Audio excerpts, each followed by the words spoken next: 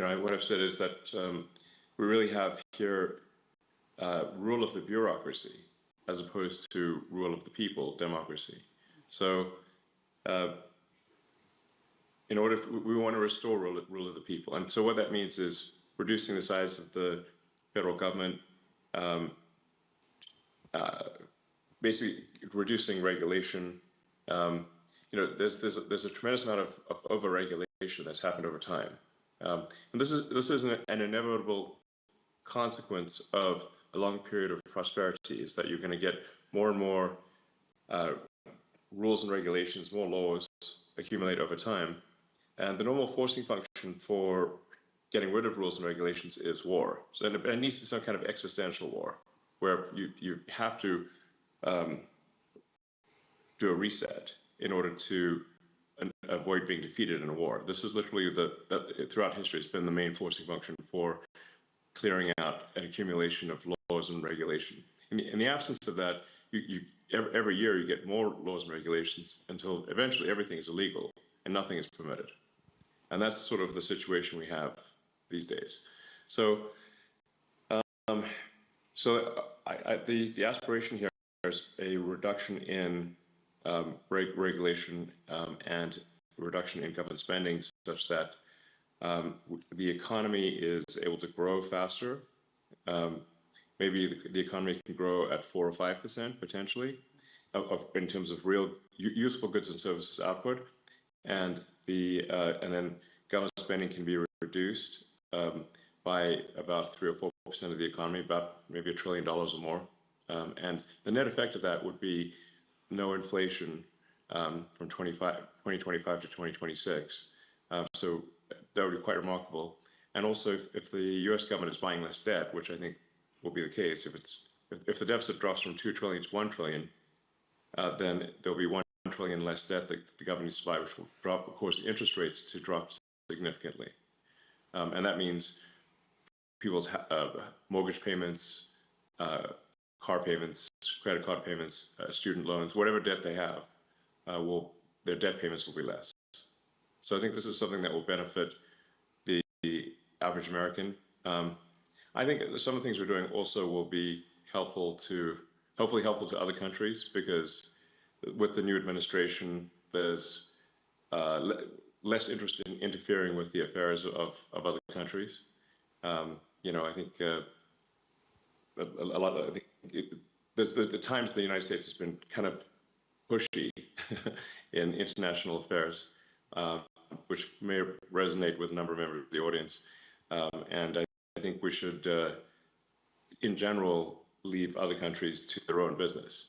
And basically, America should mind its own business, rather than push for regime change all over the place. Yeah. So I think this is probably a good thing for other countries too. So instead of waiting for a war to happen, you went to war against the bureaucracy in the government. Yes, we're essentially just we're with the support and direction of President Trump. We are reducing the size of the bureaucracy, getting rid of excess regulatory regulations, and there's also so many agencies and regulatory authorities that they actually step on each other's feet. It's kind of like having a sports game where there are too many referees on the field, like more referees than players at times. Now that would be a silly game, if the players can't pass the ball without hitting a referee, But it's kind of getting to that point in the U.S. So there's roughly 450 federal agencies of one kind or another. That's more agencies. That's almost an average of 2 agencies per year since the formation of the United States. So, I mean, how many agencies do you really need to run a country? 99? Not 450, that's for sure. So. And how do you guarantee that all the incredible achievements that you aim to have in terms of savings, in terms of impacting the lives of the American people, are not going to be reversed in 4 years? Typically, this cycle gets reversed every 4 years. Do you think it's going to be so impactful that it won't be reversed? Is there any ways that you can, ensure that the progress is going to be continuous? Well, I think we do need to delete entire agencies as opposed to leave part of them behind. Because if you leave part of them behind, it's easy. It's kind of like if leaving a weed. If you don't remove the roots of the weed, then it's easy for the weed to grow back. But if you remove the roots of the weed, it doesn't stop weeds from ever growing back, but it makes it harder. So we have to really delete entire agencies, many of them. And that's not to say there won't be an increase over time of bureaucracy in some new administration, but it'll be from a much lower baseline. So it's a step in the right direction. I think the overarching goal here is to lay the foundation for prosperity that will last many decades, maybe centuries, and yeah, but it won't be forever. Nothing's forever. But I think we can strengthen the foundations of the United States substantially. And what lessons can other governments learn from the US? You say tech support on your shirt. Is that only technology, or is there other things? How do you approach efficiency? Well, a shocking percentage of the problem, or maybe not shocking for those who know it, but a big percentage of the problem is improving the technology that the government runs on. So the US government runs on a collection of thousands of computers, many of them antiquated, running very old software, and the computers don't talk to each other. So that's why tech support is kind of a real thing. In order to make the government more efficient, you have to improve the technology. You may have read about the example I used recently when President Trump was signing one of the DOGE executive orders of the difficulty of U.S. government workers retiring. Like the maximum retirement rate is $10,000 a month, and the reason for that is because the retirement is entirely paperwork right now. It's manually calculated paperwork that's put in an envelope and then taken down a mine shaft and stored in a mine. And then one of the things that affects the rate at which federal workers can retire is the speed of the elevator in a mine in Pennsylvania, which is bizarre because it should be digital, So then when we said, well, why isn't it digital? They said, well, we have had a digitization program going since 2014. So that's been 11 years.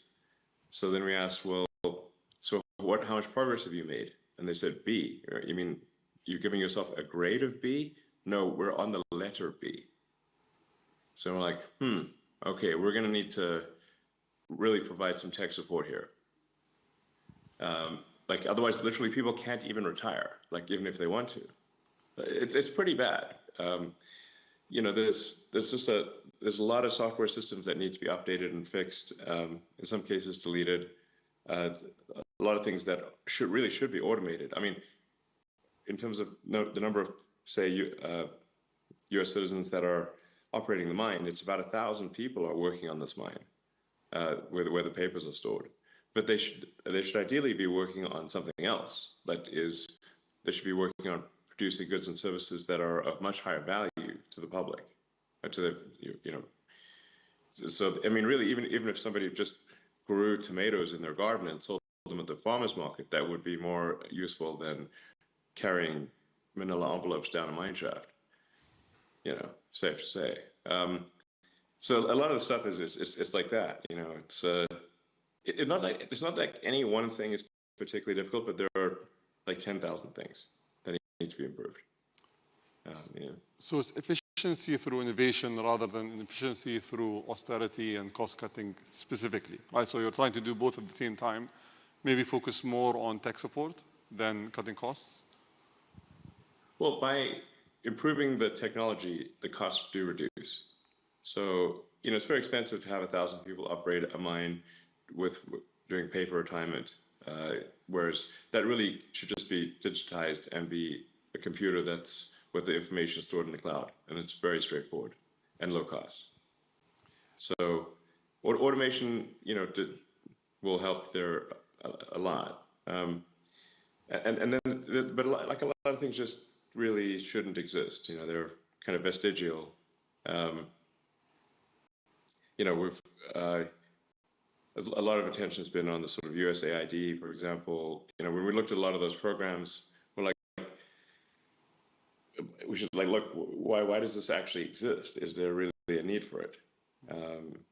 You know, there's like National Endowment for Democracy, but I'm like, okay, well, how much democracy have they achieved lately? You know, I don't know, not much. So, you know, the picture they have on their website is a picture of Reagan and Gorbachev. That's been a while. You know, that was like the 80s. So it's not like I'm obviously not opposed to democracy, or you know, there's all these things that get funded, but we're like, well, why does this need taxpayer money? I don't think, it doesn't seem like it does. So, you know, there's a lot of sort of pushing DEI worldwide that, you know, this obviously the Trump administration doesn't agree with, and we want to terminate that stuff, which we are. You know, make sure the schools focus on improving basic education of kids. As President Trump said, I think yesterday, maybe today, the United States is currently ranked 40th out of 40 in the OECD for education, which is pretty bad.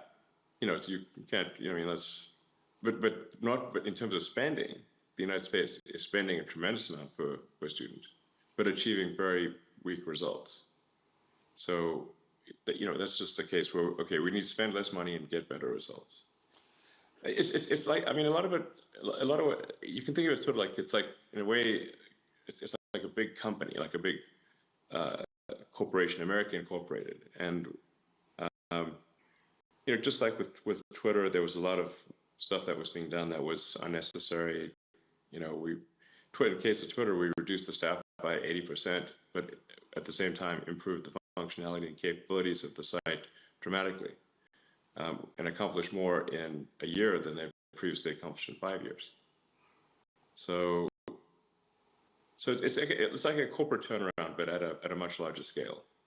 You know, we are giving generous,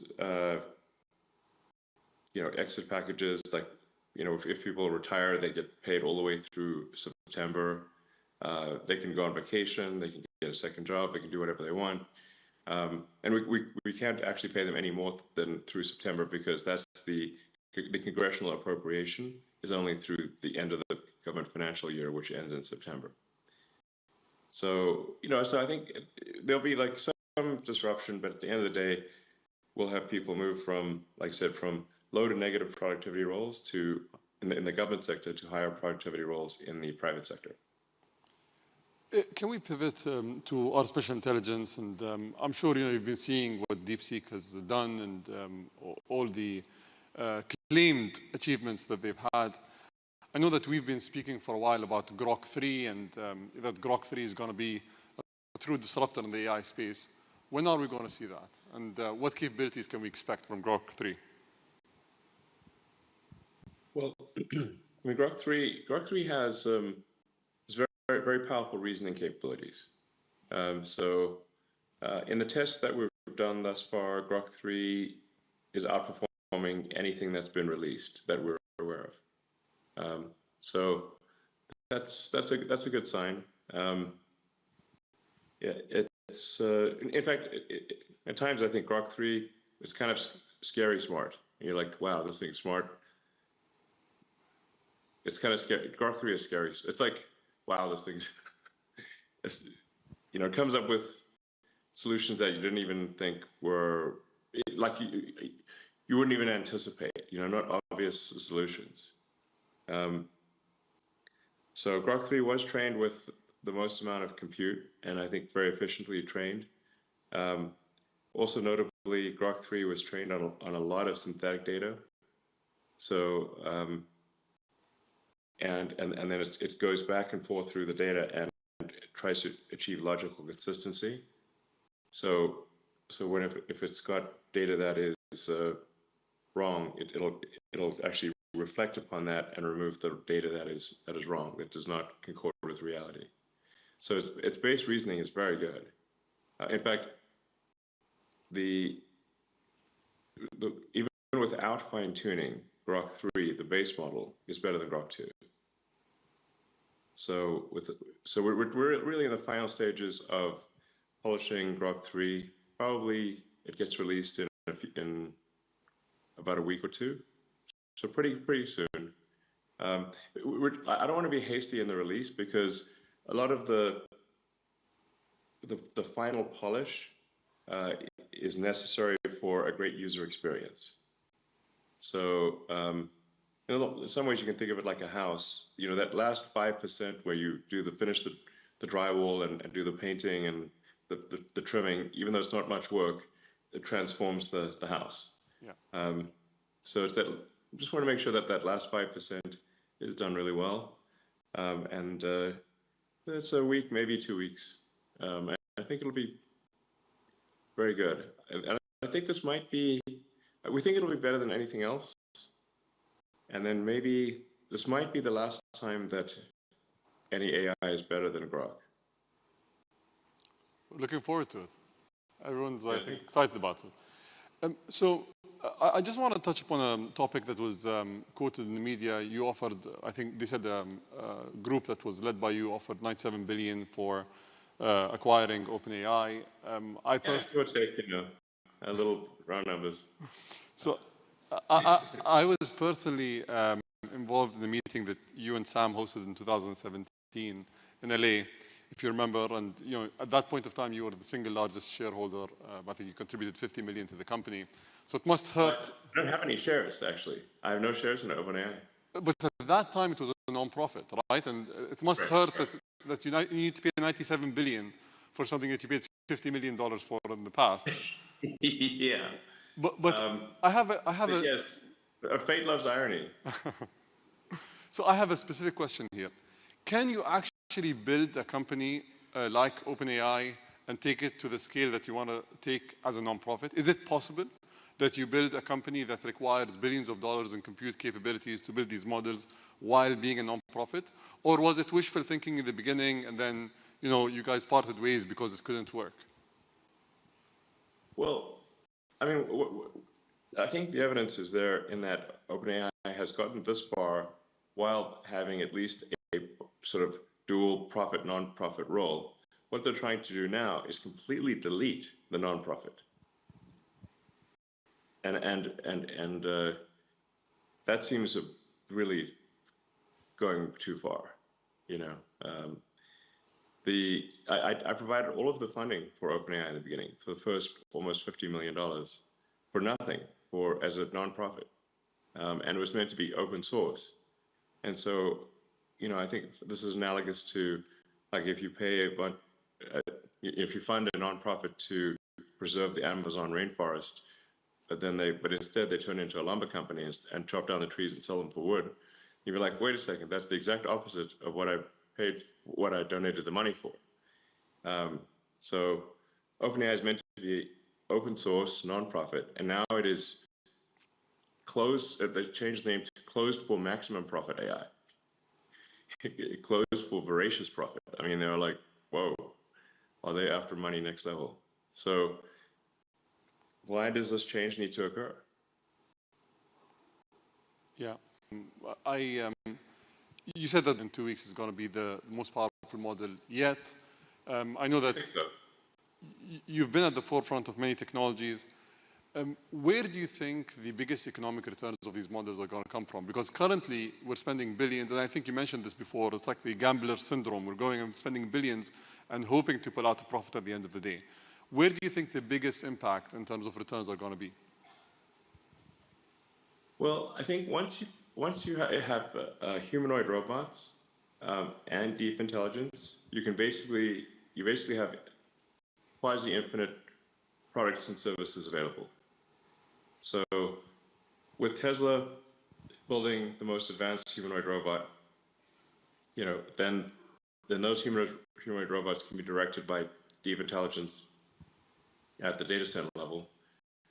You can say you can produce any product, provide any service. There's really no limit to the economy at that point.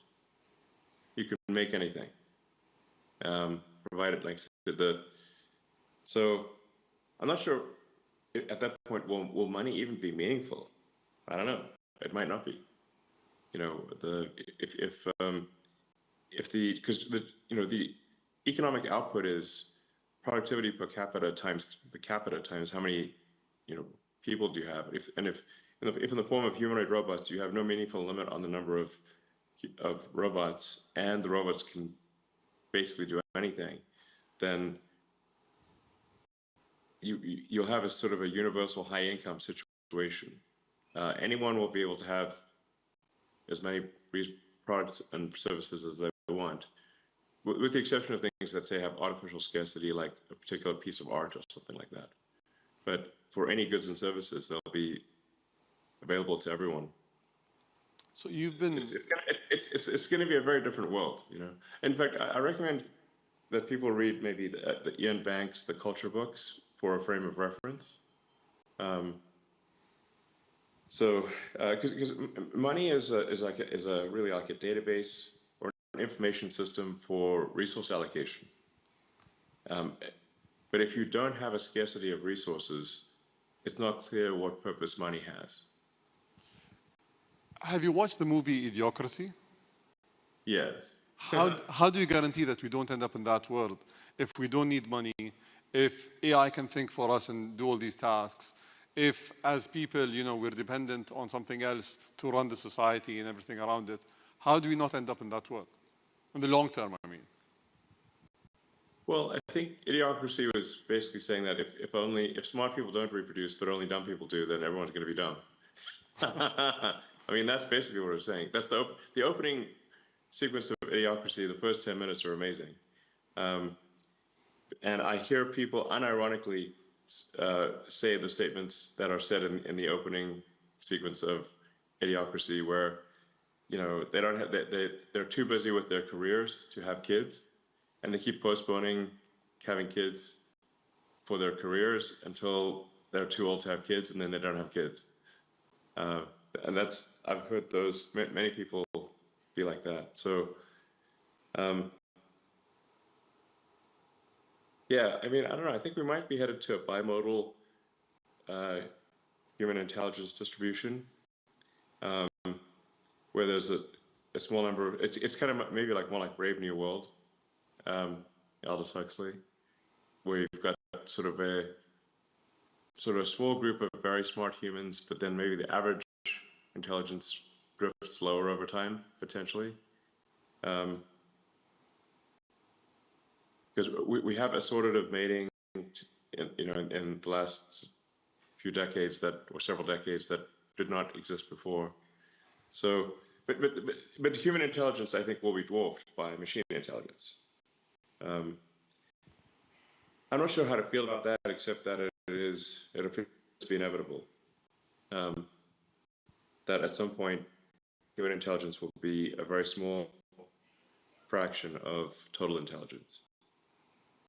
Digital intelligence will be more than 99% of all intelligence in the future. So hopefully the computers are nice to us. But I think wishful thinking. Wishful thinking. I hope so. I think it matters how we bring up AI, because you can think of AI like a super genius child, but it still matters even if you have a super genius child. What sort of values do you instill in that child? What do you say that teach that? How do you, as a child's growing up, what values do you teach the child? And something that I think is extremely important is to be maximally truth-seeking. And I think that's in some sense, what's the most important thing for AI safety? I think it's to be maximally truth-seeking. And I think also curiosity is important. And I think if it's curious and truth-seeking, it will foster humanity, and because it would be curious about how humanity would develop. And so I think that then it would probably, if it's curious, it would be curious about, okay, let's see how the humans do. Let's foster their development.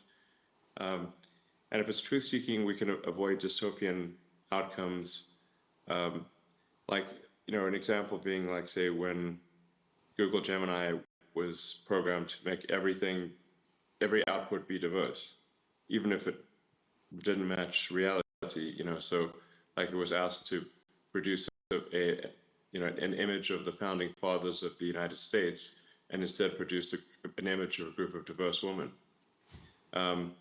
which is factually untrue,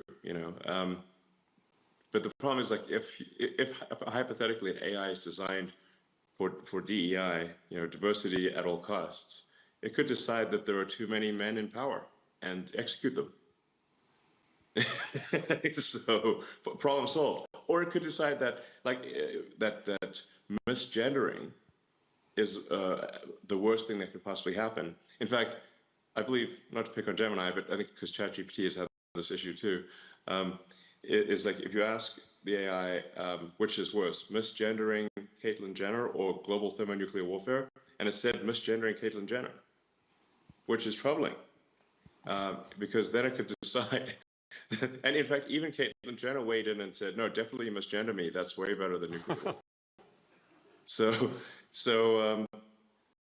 But if you have these crazy things that are untruthful, that are programmed in, that don't reflect reality, then you could have a very dystopian outcome. To give you another example, like Arthur C. Clarke, who is very good at predicting the future. He did 2001: Space Odyssey. Many of the things he predicted, in fact, well, I think almost all of the things he predicted came true. And one of the things he was trying to say in 2001: Space Odyssey was that you should not teach AIs to lie. So the reason that, if anyone's watched that movie, the reason the AI refused to open the pod bay doors to let the astronaut back in was because the AI had been told to take the astronauts to the monolith, this alien artifact, but also that they could not know about the monolith. So it came to the conclusion that it must take them there dead. And so that's why it wouldn't open the pod bay doors. The lesson there being is very important for AIs to be truth maximizing. Let's hope it doesn't come to that. Yes. Let's move to a boring subject, which is the Boring Company and the boring tunnels. Quickly, I think the world has been inspired by what you guys were able to create in LA, and I think there's a lot of promise to that technology. But there are questions about whether it's safe in the case of an earthquake, whether it's cost effective, whether countries should actually adopt this technology. Can you shed some light on that? Yeah, well, first of all, I'd recommend going to the Boring Company website because many of these questions are actually answered there. So one of the safest places you can be in an earthquake is an underground tunnel, because the earthquakes are largely a surface. Apart from where they shear, they're mostly a surface phenomenon. So they're like the waves on the surface. So like being in a tunnel is like being in a submarine. Even if there's a storm above you, the waters are calm as a submarine. And in fact, when there have been massive earthquakes, like there was a few decades ago, a massive earthquake in Mexico City, the safest place to go was the subway. And of course, if there is global thermonuclear warfare, I think you really want some tunnels. Underground's a good place to be if in a worst case scenario for global thermonuclear warfare. So, but on a more sort of everyday note, what's really useful about the tunnels is alleviating traffic in congested areas. So obviously, if you've got very tall buildings, but you have that are 3D, so they're going 3D up, but you have a road surface which is 2D, you're just naturally going to have a problem when people try to go from the 3D object, which is the building, to the 2D object, which is the road surface. There's obviously just not going to be enough room on the roads, and that's exactly why you have traffic. So the solution for that is then to make roads 3D as well. Now you can either make transport 3D, so you could either do that with flying cars, or you could do, really helicopters, or you could do that with tunnels. Now the challenge with doing it with going above ground or with any kind of flying object is that they tend to be very noisy, and they generate a lot of wind force. And you've got, things flying over your head all the time, which can be disconcerting. If one of these things drops a hubcap on your head one day, it'd be, these things are like things, and flying things tend to crash once in a while, and people don't like things crashing on them. And then if you have bad weather, like let's say there's a blizzard or a sandstorm or something, well, now nobody can fly. So then transport shuts down. On the other hand, none of these problems exist with underground travel. So tunnels are immune to weather. They don't care what the weather is. It could be the worst weather, it doesn't matter. Nothing's going to fall on you because you're underground. So you don't have to, going to be dropping things on people. And there's no wind force, and it's very quiet. And so I think going 3D underground is much better than 3D above ground for solving traffic in cities.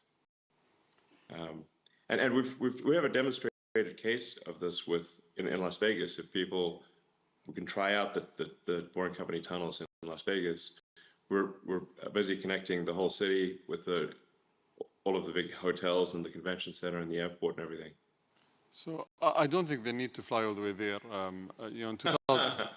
In 2017, you came here, and the UAE was the first place in the Middle East where Tesla was launched. And I think it's done exceptionally well.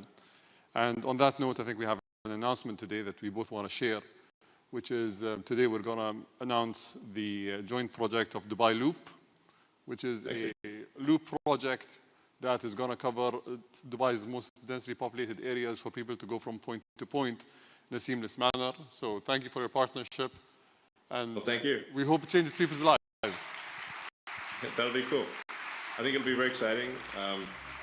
I think once people try it out, they'll be like, wow, this is really cool. And it's going to seem so obvious in retrospect, but until you actually do it, you don't know. So it's going to be great. It's going to be like a wormhole. You just wormhole from one part of the city, boom, and you're out in another part of the city. And it's great. So I'm looking forward to this partnership. We're going to join the first trip and the first pod when the pod is completed. Thank you, Elon. All right, thank you very much. Thank you.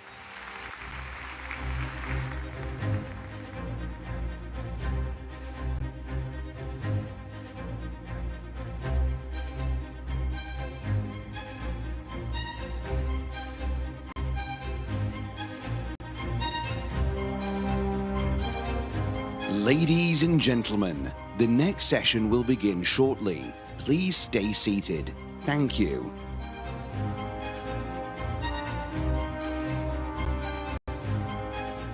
Ladies and gentlemen, the topic of this session is 20 minutes for the next 20 years of your life with Nick Santonastasso, founder of Victorious International.